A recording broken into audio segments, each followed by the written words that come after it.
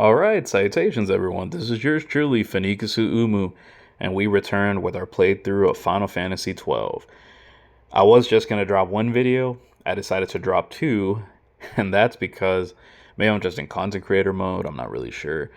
But I wasn't sure how I was going to organize the videos that I was going to be dropping in regards to Final Fantasy 12 The Zodiac Age.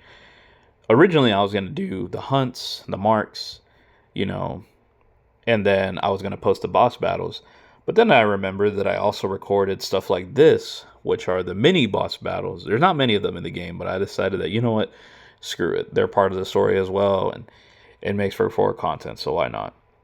So before I start going off on a tangent on Final Fantasy 12 and how I feel about it, I'd like to just share the story of how I even got into Final Fantasy to begin with.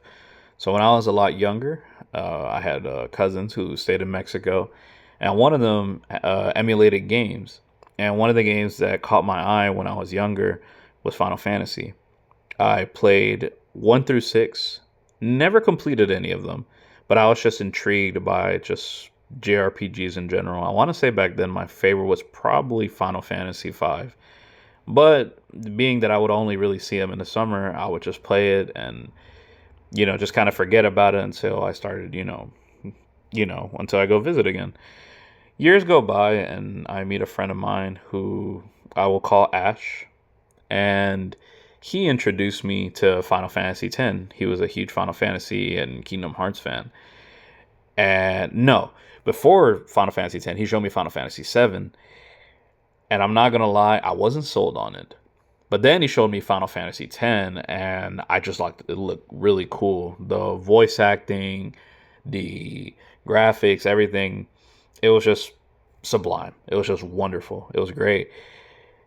And so my dad would do this thing where every year, like, once I, passed the grade and whatnot, he would buy me a video game that he want. We'd go to our local GameStop or anywhere that had games, and he would buy me a game. And I remember looking for Final Fantasy X, and I couldn't find it at the GameStop, but they did have Final Fantasy 12. And yeah, that's how this game became my favorite game of all time. This is part one. Just stay tuned and be ready for part two.